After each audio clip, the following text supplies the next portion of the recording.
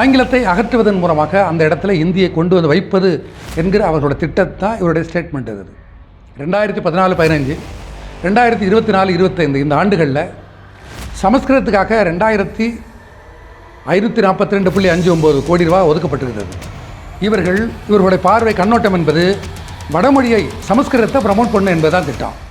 சமஸ்கிருதத்தை ப்ரமோட் பண்ணுங்கிறது வேறு ஒன்றும் கிடையாது. அதிகப்படியான சமஸ்கிருத சொற்களை கொண்டுள்ளது இந்தி.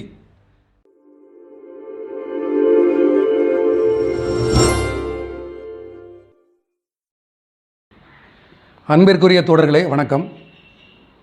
சமீபத்தில் அமித்ஷா ஒரு ஸ்டேட்மெண்ட் கொடுத்துருக்காரு.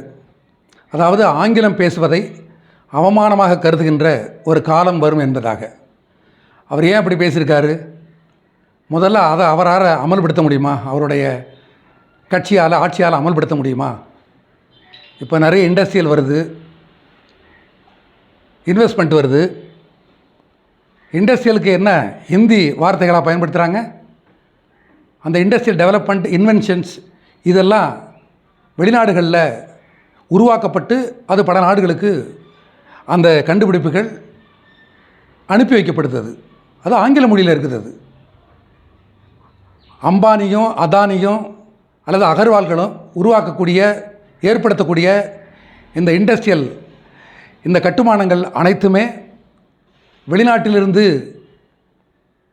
திணிக்கப்படுகின்ற கொண்டு வரப்படுகின்ற இன்வெஸ்ட்மெண்ட் என்கிற வகையில் அதற்கு பயன்படுத்துகின்ற மொழி ஆங்கிலம். அது அப்படி ஆங்கிலம் இல்லைன்னு சொன்னாக்கா இங்கே இண்டஸ்ட்ரியல் கிடையாது, மார்க்கெட் பண்ண முடியாது பல நாடுகளில்.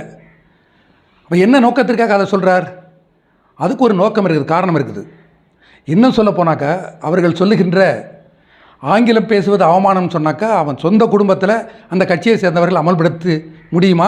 படுத்தியிருக்கார்களா? இன்றைக்கி அமெரிக்காவில், இங்கிலாந்தில் இருக்கக்கூடிய பள்ளிகளில், கல்லூரிகளில், பல்கலைக்கழகங்களில் இந்த கட்சியை சேர்ந்தவர்களோட பிள்ளைகள் தான் படிக்கிறாங்க. ஆங்கிலத்தில் தானே படிக்கிறாங்க, இல்லை ஹிந்தியில் படிக்கிறாங்களா? இது ஒரு ஏமாற்று. இதற்கு ஒரு நோக்கம் இருக்குது. இந்தி, இந்து, இந்தியா என்கிற அவர்களுடைய இந்த திட்டத்திற்கு தடையாக இருப்பது மாநில மொழிகளும் ஆங்கிலமும். ஆங்கிலத்தை அகற்றுவதன் மூலமாக அந்த இடத்துல இந்தியை கொண்டு வந்து வைப்பது என்கிற அவர்களோட திட்டத்தான் இவருடைய ஸ்டேட்மெண்ட் அது. மும்மொழி கொள்கை வேணும் என்று பேசுகிறார்கள். இருமொழி கொள்கையே இல்லை, இருமொழி கொள்கையே இல்லை. அதாவது பாஜக ஆளக்கூடிய வட மாநிலங்களில், அதாவது மாநில மொழிகள் அகற்றப்பட்டு அந்த இடத்துல ஹிந்தி வந்திருக்குது. ஒரு மொழி ஹிந்தி மொழி தான் இருக்குது, ஆங்கிலம் கிடையாது. அதன் காரணமாகத்தான் ஆங்கிலம் கற்று தேராதவர்கள் பிற நாடுகளுக்கு கூட வேலைக்கு செல்ல முடியாமல் அவர்களெல்லாம் இப்போது தமிழகத்தை நோக்கி வேலை தேடி வர்றாங்க. சொல்லப்போனாக்கா ஒரு தற்குறித்தனத்திற்கு காரணமாக இவர்களுடைய மொழிக் கொள்கை இருக்குது.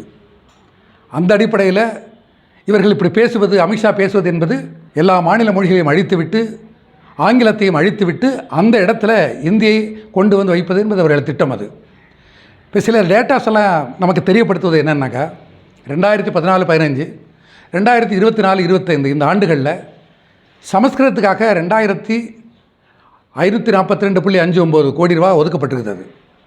ஆனால் இது அந்த ஒரு மொழிக்காக, அதன் வளர்ச்சிக்காக ஒன்றிய அரசு ஒதுக்கியிருக்குது.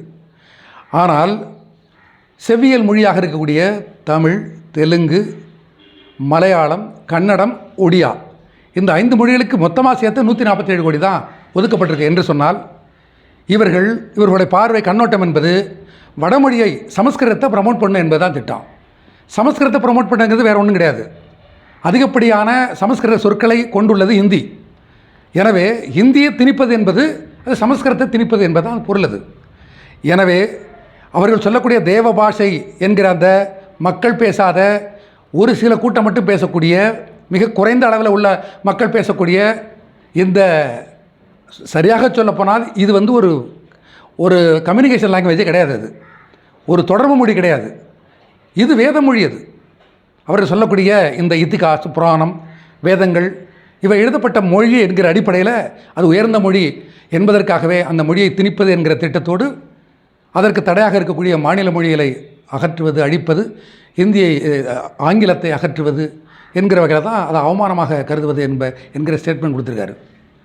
எதெல்லாம் தடையாக இருக்கிறதோ அவர்கள் சொல்லுகின்ற ஒரே மொழி, ஒரே பண்பாடு என்பதற்கு எது தடையாக இருக்கோ அதை அகற்றுவது, அவமானப்படுத்துவது, அழிப்பது என்கிற வகையில் தான் கீழடி மீது அவர்களுடைய பார்வை, அவருடைய தாக்குதல் இப்பொழுது தொடுக்கப்பட்டிருக்கிறது.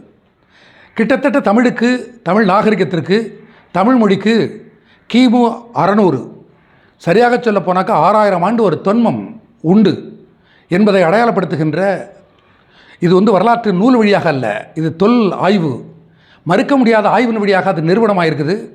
மரியாதைக்குரிய அமர்நாத் ராமகிருஷ்ணன் அவர்கள் இந்த ஆய்வை செஞ்சுருக்காரு. அந்த ரிப்போர்ட்டை நிராகரிக்கிறாங்க. இது போதாமைன்னு சொல்கிறாங்க.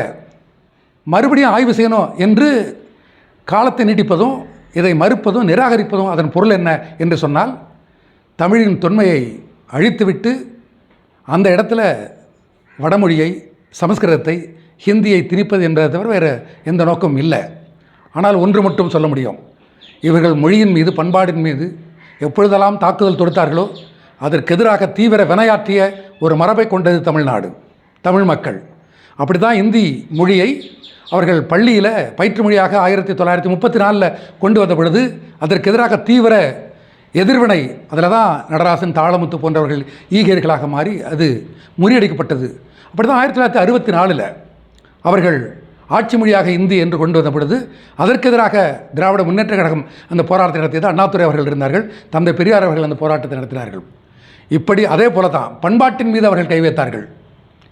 அதாவது ஜல்லிக்கட்டு என்பது தமிழ் மக்களுடைய ஒரு மரபு என்கிற வகையில் அதை தடை செய்த பொழுது, இது ஜல்லிக்கட்டு அல்ல, இது டெல்லிக்கட்டு, டெல்லிக்கு எதிராக நாம் போராடணும் என்பதாக தமிழ்நாடு மக்கள், தமிழக மக்கள் கொதித்தெழுந்தார்கள். எனவே அமித்ஷாவுக்கு, அவர் சார்ந்திருக்கக்கூடிய காவி கட்சிக்கு, பாஜகவுக்கு இப்படி ஒரு திட்டம் உள்ளது.